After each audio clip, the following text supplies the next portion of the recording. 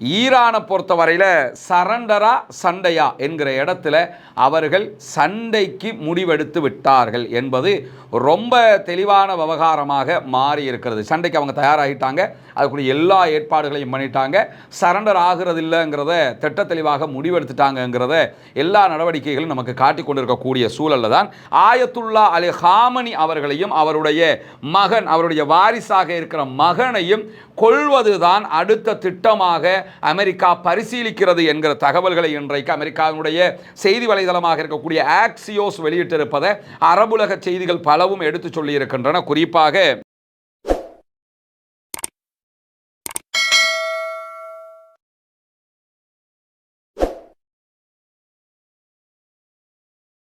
அன்பிற்கினிய சகோதர சகோதரிகளை நம் அனைவர் மீதும் ஏக இறைவனுடைய அமைதியும் கருணையும் உண்டாகட்டுமாக என்கிற உயரிய பிரார்த்தனைகளோடு பாலஸ்தீனத்தின் மீதான இஸ்ரேலிய ஆக்கிரமிப்பு இராணுவத்தினுடைய 2 ஆண்டுகள் தொடர்ந்த யுத்தம் தற்போது யுத்த நிறுத்தமாக மாற்றப்பட்டு இன்றோடு 135வது நாளிலே நாம் நின்று கொண்டிருக்கக்கூடிய இந்த தருணத்தில் பாலஸ்தீனத்திற்கான பீஸ் கவுன்சில் அமைதி வாரியம் என்றொன்றை அமெரிக்க அதிபர் டொனால்ட் ட்ரம்ப் நியமித்திருக்கிறார்.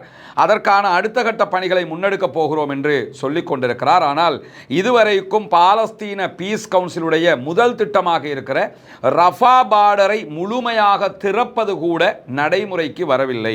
ரஃபா பார்டர் திறக்கப்படும் சொன்னாங்க, பிறகு திறந்ததாக சொன்னாங்க.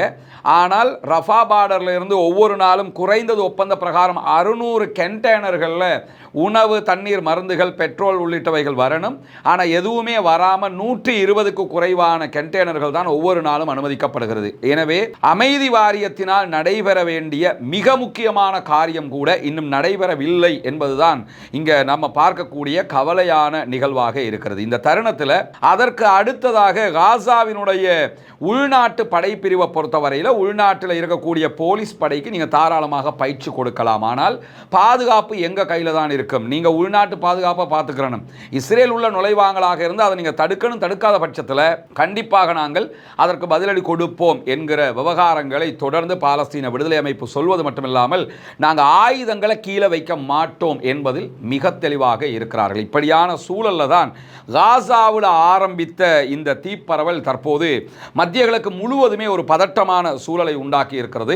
ஈரான் அமெரிக்காவுக்கு இடையில் எந்த நேரத்திலும் சண்டை மோதல் ஏற்படலாம் என்பது திடமான ஒன்றாக மாறி இருக்குது. இன்னும் சொல்ல போனால் ஈரானை பொறுத்தவரையில் சரண்டரா சண்டையா என்கிற இடத்துல அவர்கள் சண்டைக்கு முடிவெடுத்து விட்டார்கள் என்பது ரொம்ப தெளிவான விவகாரமாக மாறி இருக்கிறது. சண்டைக்கு அவங்க தயாராகிட்டாங்க, அதுக்குரிய எல்லா ஏற்பாடுகளையும் பண்ணிட்டாங்க, சரண்டர் ஆகிறது இல்லைங்கிறத திட்ட தெளிவாக முடிவெடுத்துட்டாங்கிறத எல்லா நடவடிக்கைகளும் நமக்கு காட்டி கொண்டிருக்கக்கூடிய சூழலில் தான் கத்தரில் அமெரிக்காவுடைய இராணுவ தளம் இருக்கிறது. கிட்டத்தட்ட 10,000 பேர் அங்கே இருக்கிறாங்க, அமெரிக்கன் ஃபோர்ஸஸ். அதுதான் மத்திய கிழக்கில் இருக்கக்கூடிய அமெரிக்காவுடைய மிக பிரம்மாண்டமான இராணுவ தளமாக இருக்கிறது. அந்த தளத்தில் இருந்து நிறைய பணியாளர்கள் வெளியேற்றப்பட்டு கொண்டே இருக்கிறார்கள் என்று சொல்லி இன்றைக்கு கத்தருடைய உள்நாட்டு அலுவல்கள் அமைச்சு தகவல் வெளியிட்டிருக்கிறது. காரணம் என்னன்னா, ஈரானுக்கும் அமெரிக்காவுக்கும் இடையில் சண்டை ஏற்பட்டால் முதல் அட்டாக் கத்தருடைய போர்ட்டாகத்தான் இருக்கும். அது ஏற்கனவே ஈரான் தாக்கி இருக்கிறது. எனவே 2வது முறையும் அந்த தாக்குதலை தொடரும் என்கிற காரணத்தினால அங்கிருந்து ஆட்கள் வெளியேற்றப்பட்டு கொண்டிருக்கிறார்கள் என்கிற செய்திகள் வெளியாகி இருக்கக்கூடிய சூழலில் தான் 15 நாட்களுக்குள்ளாக ஈரான் ஒரு ஒப்பந்தத்தை எட்ட தவறினால் கெட்ட விஷயங்கள் நடக்கும், அதாவது ஈரான் மேல தாக்குதல்கள் நடத்துவோம் என்று கடந்த வியாழக்கிழமை அமெரிக்க அதிபர் டொனால்ட் ட்ரம்ப் வெளிப்படையாகவே அவருடைய ஏர்ஃபோர்ஸ் 1 அவருடைய விமானத்தில் நின்று பத்திரிகையாளர்களுக்கு பேசிய காட்சிகளை நம்ம சொல்லியிருந்தோம், அந்த செய்திகளை. அதற்கு இன்றைக்கு ஈரானுடைய அதிபர் மசூத் பெஸக்ஷியன் வெளிப்படையாகவே காட்டமான பதிலடியை கொடுத்திருக்கிறார். அணுசக்தி பேச்சுவார்த்தைகள் தொடர்பாக அமெரிக்கா தொடர்ந்து எங்களுக்கு அழுத்தம் தருகிறது, இந்த அழுத்தங்களுக்கெல்லாம் நாங்கள் அடிபணிய போவதில்லை, குறிப்பாக எங்கள் மீது தாக்குதல் நடத்தப்பட்டால் அதற்கு உச்சகட்ட பதிலடியை நாங்கள் கொடுப்போம் என்று இன்றைக்கு மசூத் பெஸக்ஷியனே வெளிப்படையாக பேசியிருக்கக்கூடிய நிலையை நம்ம அவதானிக்க முடிகிறது. ஏன்னா ஈரான் தன்னுடைய அணுசக்தி திட்டத்தை இராணுவ தாக்குதல்களால் முறியடிக்க முடியாது என்பதில் மிக உறுதியாக இருக்கிறது. இதையெல்லாம் அவங்க எதிர்பார்த்து தானே அதை பண்ணியிருப்பாங்க. 45 ஆண்டுகளாக இந்த வேலையை பண்ணுறான். நம்ம அணு ஆயுதத்தை நோக்கி போய்கிட்டு இருக்கிறோம், யுரேனியத்தை செறிவூட்டிக்கிட்டு இருக்கிறோம். திடீரென அமெரிக்கா வந்து தாக்குதல் நடத்த போறேன்னு வந்து நிற்கலாம். தாக்குதல் நடத்தினா அவ்வளவு காலம் கட்டி எழுப்பியது நாசமாக போச்சுன்னா என்ன பண்ணுறதுங்கிற நிலையில தான் ஏற்கனவே 12 நாள் வாரில் அமெரிக்கா ஈரான் மேலே தாக்குதல் நடத்தினாலும் ஃபோர்டோ அணுமின் நிலையத்துக்கு தாக்குதல் நடத்தியிருந்தாங்க. அதனால் சேதம் ஏற்பட்டு இருக்கிறது. ஆனால் அணு தயாரிப்பில் எங்களுடைய எரிவூட்டப்பட்ட யுரேனியத்துக்கு எந்த பாதிப்புமே வரலை என்று சொல்லி மிக தெளிவாகவே ஈரான் டிக்ளேர் பண்ணிட்டாங்க. ஏன்னா அந்த அமெரிக்கா போட்ட குண்டு தான் உலகத்திலேயே மிக ஆழமாக போய் தாக்குதல் நடத்தக்கூடிய குண்டு. அந்த குண்டை போட்டு தான் ஃபோர்டோ அணுமின் நிலையத்துக்கும் இஸ்ஃபஹான்லையும் தாக்குதல் நடத்தினாங்க. ஆனால் அந்த குண்டு கூட 60 அடி ஆழத்துக்கு தான் போய் தாக்குதல் நடத்தும் என்று சொல்லப்படுகிறது.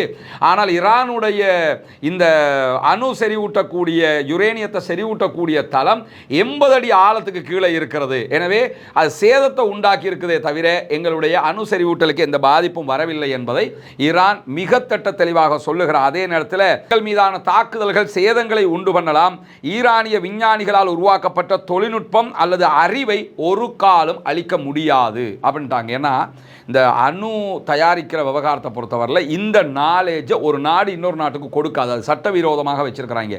பாகிஸ்தான் தனியாக தயாரித்தாங்க, இந்தியா தனியாக தயாரித்தாங்க, நார்த் கொரியா தனியாக தயாரித்தாங்க.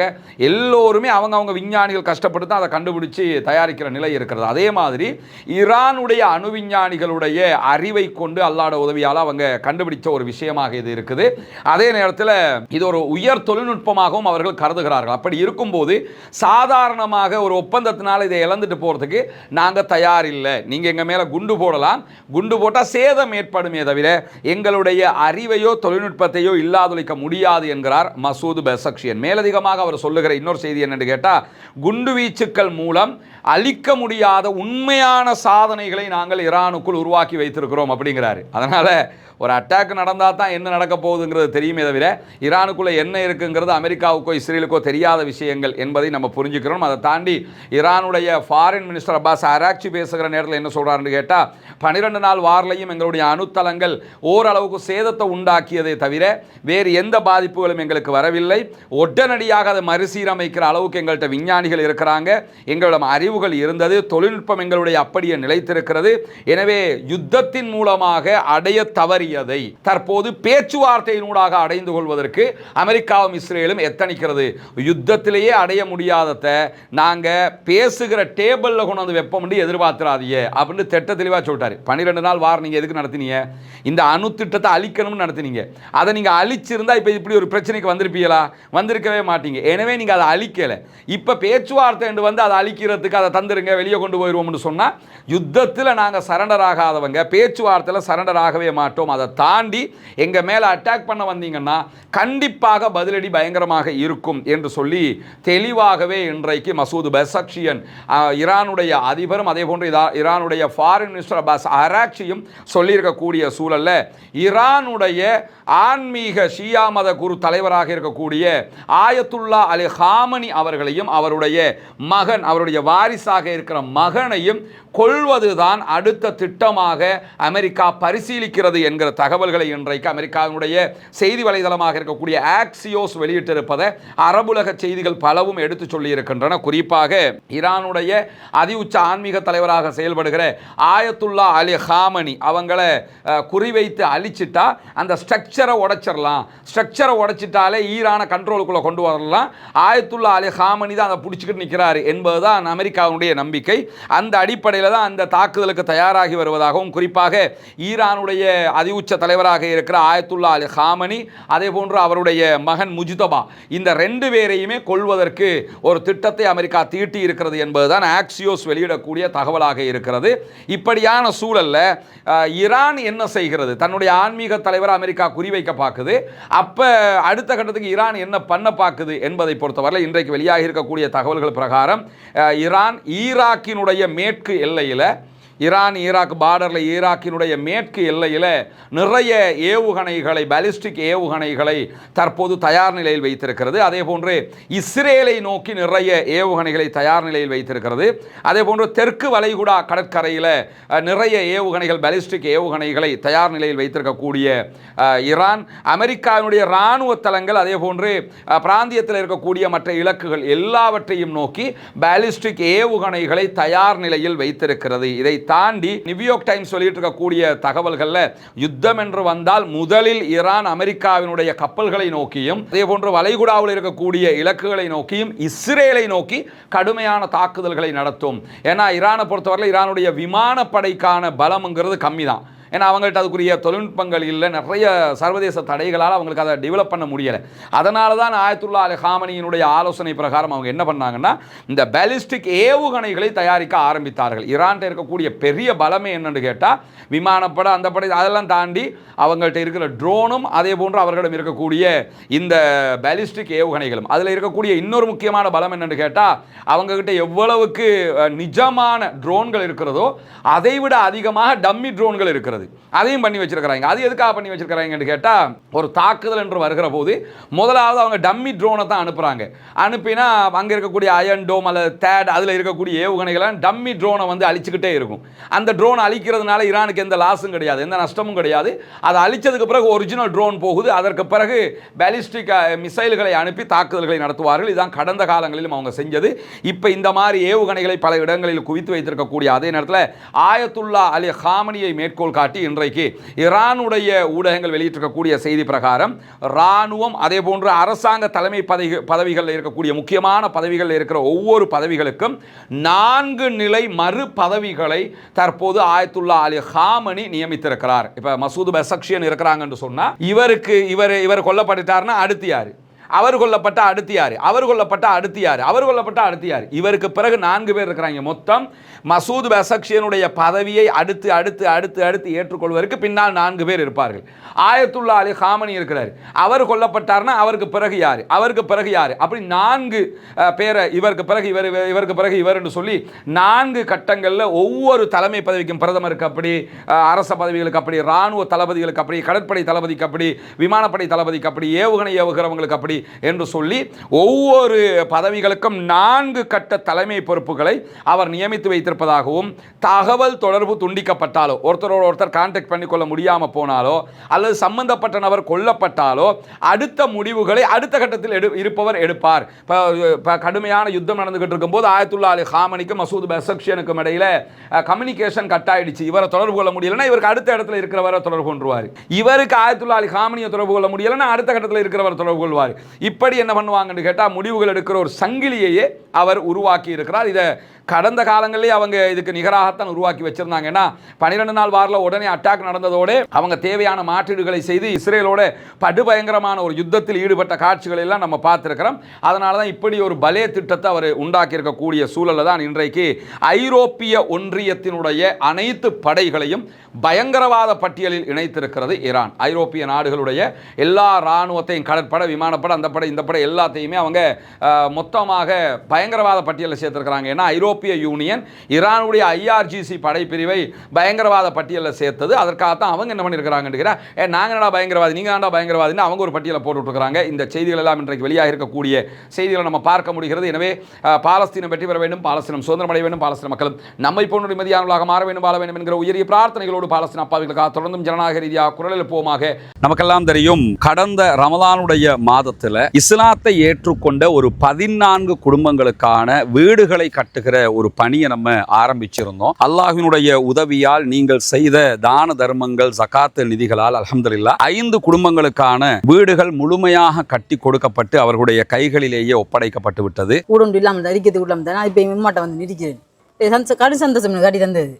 இது உங்களோட வீடு. இனி ஃபௌமி வேலை நடக்குதாண்டெல்லாம் பார்க்க வர மாட்டார், வேலையெல்லாம் முடிச்சுட்டு வந்தாங்க. சரிதானே? உங்களுக்கு எப்படிமா சந்தோஷமா? நிறைய பேருக்கு உதவி செஞ்சிருக்காங்க, அவங்களுக்கு என்ன சொல்ல நினைக்கிறீங்க? துவா செய்யுங்க, சரியா? தொழுகை, நோன்பு அதுகளை எல்லாம் ரொம்ப கடைப்பிடிச்சு கொள்ளணும், மார்க்க விஷயங்கள் தானே. அல்லாட்ட நம்ம உலகத்துக்கு எங்களால் முடிஞ்சதை நாங்கள் செஞ்சிட்டோம், மறுமைக்கு நீங்கள் தான் தேடிக்கொள்ளணும். சரிதானே? இந்த வீடு கட்டி முடிஞ்சதோட நாங்கள் வர்றோம். அவங்களோட மனைவி வந்துட்டாங்க வீட்டுக்கு. கேட்கும்போது என்ன சொன்னாருண்டா, நான் இதுக்கு தான் நினைப்பேன், அந்த வீடு நீங்கள் கட்டி தந்துட்டீங்க, எனவே நாங்கள் இனி சந்தோஷமாக இருப்போம். என் பிள்ளைகள் இப்போ நிம்மதியாக பழக்கக்கூடிய அளவுக்கு நிம்மதியாரி அல்லாஹ் அவங்களோட எண்ணங்களை பேசாக்குவோம் இன்ஷா அல்லாஹ். ரொம்ப மகிழ்ச்சியான தருணங்களாக அந்த தருணங்கள் இருந்தது. காரணம் என்னன்னா, இஸ்லாத்தை புனிதமிக்க வாழ்க்கை நெறியாக அவர்கள் ஏற்றுக்கொண்டிருக்கிறார்கள். ஏற்றுக்கொண்டவர்களுக்கு ஒரு வாய்ப்பாக அவர்களுடைய வறுமை நிலையை போக்கும் விதமாக இந்த சந்தர்ப்பம் அமைந்திருந்தது. அந்த அடிப்படையில் மீதமுள்ள 9 குடும்பங்களுக்கான வீடுகளை கட்ட வேண்டிய தேவை நமக்கு இருக்கிறது. நம்ம ஒட்டுமொத்தமாக கோடிக்கணக்கில் காசை கொண்டு வந்து வச்சு இந்த பணிகளை பண்றது இல்லைங்கிறது உங்களுக்கு தெரியும். நம்முடைய வீடியோவை பார்க்கக்கூடிய மக்களுக்கு கன்வே பண்றோம்.